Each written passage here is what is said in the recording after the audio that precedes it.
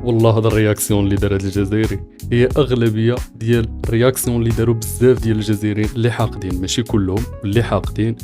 وهذا البلان ديال الكولاسه والقجع يدخلوها حتى في كاس العالم، وهذا 16 راه هكا وخلصوا. المهم تخربيق الكحل. دابا غندوزو لتوانسه وشنو قالوا حتى هما، وغندوزو الرياكسيون ديال بزاف ديال الاعلام والناس شنو قالوا على هاد 16-0 اللي ما تسرطاتش حتى واحد. المنتخبات المغربيه بالحظ عايش في عالم اخر. راهو الحظ يجيك مره ضربه. المغرب بطل افريقيا تحت 23، المغرب ميداليه برونزيه في الاولمبياد، المغرب بطل العالم تحت 20، المغرب بطل الشان، المغرب يظهر لي بطل افريقيا في الكره النسائيه. المغرب المغرب المغرب المغرب المغرب والله كان هذايا كل الحظ ينعتونا وين نمشيو نحطوا ايدينا ولا الحظ هذا وين خويا. صح عليهم، برافو، صح عليهم، ناس تخدم على ارواحها. ما تقوليش والله كان جات بلاد في الخليج ونقولوا احنا ديما شنو لغتنا احنا عندهم الفلوس واحنا ما عندناش. هذه بلاد تابعه المغرب العربي، شمال افريقيا، جيران هنا ما ظهرليش عندهم الامكانيات الكبيره اكثر من اللي عندنا احنا. اما ناس حطت كل شيء في كره القدم. ناس عرفت اللي اكبر سفير ممكن لاي بلد هي كره القدم. ناس عرفت اللي يراو استراتيجيه كره القدم راهي توصلها لبعيد برشا، خير من الببليسيتي والوزراء والسفراء واللي تحب انت اللي تبعثهم ما يعطيوكش 10% من الاسم اللي تربحوا بلادك بكرة القدم. دونك صراحة اشبال الاطلس المهم بغيت نصورها فيديو، راه من 9 ل0 و8 ل0 و7 ل0 كنت كنقاد الافيش نقلب عليها نقطعها، نبدا نصور شكل نقرب كتوصل النوتيفيكاسيون حيت ما كاينش. الحمد لله واخيرا غادي نصور. دراري اشبال الاطلس كيتفوقوا على الخصم ديالهم ب 10-0 في تاريخ 54. لك انت تخيل هما ماركاو عاوتاني بدا المرض كيدير كاع. اشوفوا احسن دوله في العالم هي المغرب. تا الشعب المغربي ما كاينش في حاله، الشعب مفربل، الشعب ما يمكنش. تا الشعب صاحبي غا شويه كان الخارج كيطاب بالصحه والتعليم، ناضوا بداو كيدابزوا مع المخزن، لا غد ليه خارجين كيبوسوا المخزن وكيشطحوا مع المخزن وكلشي فرحان وكلشي معانق. ما بغينا قال لك لا كاس افريقيا لا كاس العالم. لعب منتخب وطني ديال 20 سنه جاب كاس العالم، المغرب كله خارج كيشطح وكلشي كيحيح كلشي كناشط كلشي فرحان. لعب هذا المنتخب ديال 17 عام، الماتش الاول خسروا بجوج، الماتش الثاني خسروا ب6، كلشي ساخط. واش هاد المنتخب شهاد المدرب وما الركراكي مشى عندو القطر، واش كيدير الركراكي تما كلشي طالع ليه الدم. اليوم ربحوا ب16. عباد الله كلشي فرحان كلشي ناشط، كيقول لك احسن منتخب في العالم هو هذا. ودابا من بعد ما سالينا من ردة الفعل ديال المغاربه والتوانسه والناس ديال هوك لي الجيريان عامه، غندوزو دابا لبعض لي رياكسيون اللي زوينين صراحه اللي داروهم المغاربه اللي كيضحكوا شويه. خليكم مع الفيديوهات. عقلتوا على وحال المعطش كنلعبوا المنتخب الوطني المغربي الاقل من 17 سنه في كاس العالم مع البرتغال، خسرنا ب6 وبداو عليهم واليو 20 كتبوا التاريخ ثم مسحتوه ستالزاي. وتانا صراحه دويت عليهم صراحه سمحوا لي والله.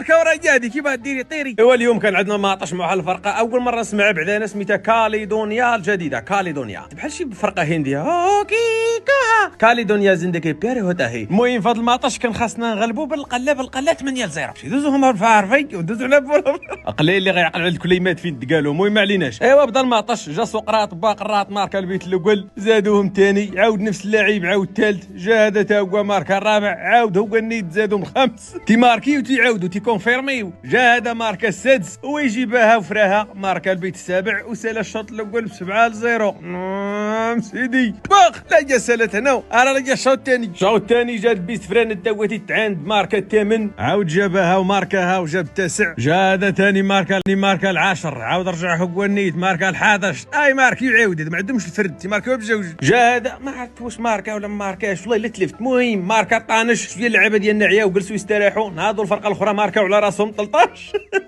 قالوا ما رجحوا لا خطركم ماركاو على راسهم 13 فاش ارتاحينا زدنا ماركينا 14 وشبعنا راحه عاود عليهم نفس اللاعب ال 15. ايوا تلعب الدراري هذا. ايوا البيت 16 ماركاه وزان هذا ما كان. هذا الماتش ما كانش غير تنقل في الرياضيه كان غير تنقل في قنوات اخرين. وسال المعطش ب 16-0. الله خويا واخا تكون لعبي البلي خذ ماركي بيديك لعب الهوند وعام رايحين خويا بقيت انت ما ماركيتيش دخلت ماركي اللي عنده شي هدف في حياته يجي ماركي في كاليدونيا ولا وبقاو فيا والله لا. هذا الماتش واخا تكونوا لعبتي فيه يومين 90 دقيقه فيها 16 بيت واخا تكونوا 3 ايام ديال اللعب. فكروني في دوك الماتشات كنا تلعبوا في الدرب تيساليو ب 17-3 700 لواحد فهمتي 16-0 خاسره لك المانيطه واخا تكون لاعب في الحضره.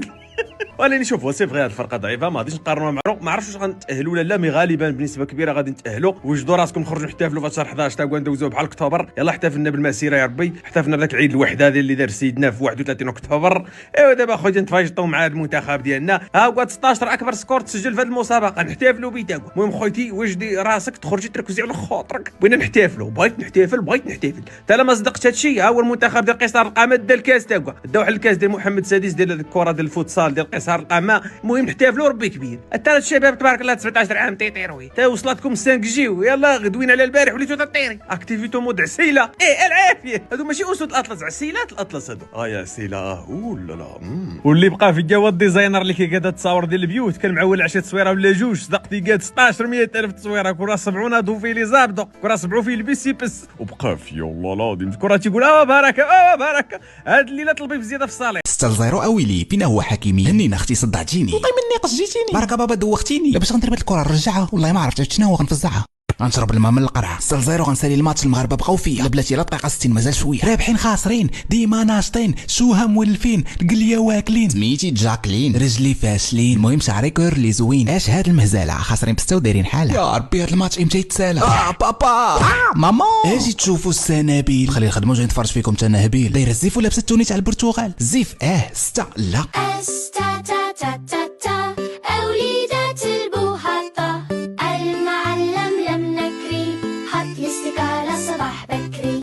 من بعد هاد الفيديوهات ديال الطليعه حنا المغاربه كي معروفين كنطلعوا على بعضياتنا في نفس الوقت راه حنا كنبغيو بعضياتنا وكنبغيو بلادنا.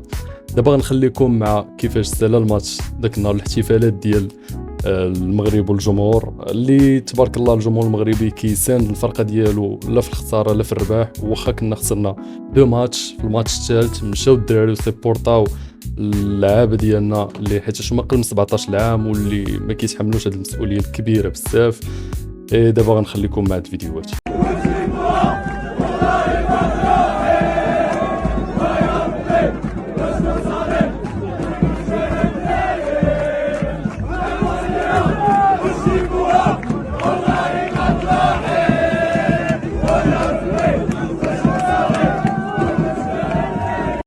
الحمد لله هذا الشيء خلانا نزيدوا الثقه في ريوسنا بهذه النتيجه هذه وهذا الشيء كامل كنبغيو نهديو هذه النتيجه للجمهور ديالنا اللي ساندنا في اول مباراه وثاني مباراه وثالث مباراه. كنبغي نشكرهم بزاف وتقات لنا على قبلهم وعلى قبل والدينا وعلى قبل ريوسنا اولا وكنبغي نشكرهم بزاف ويزيدوا يكونوا معنا ان شاء الله وغادي يشوفوا معنا غير المزيان ان شاء الله وغادي نزيدوا بهم للقدام ان شاء الله ونفرحوهم خلينا ريوسنا نحسوهم بالافتخار افتخروا بينا وكنبغي نشكرهم بزاف.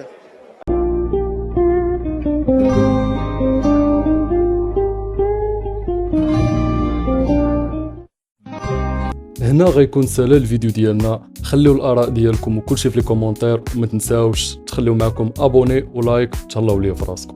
بيس.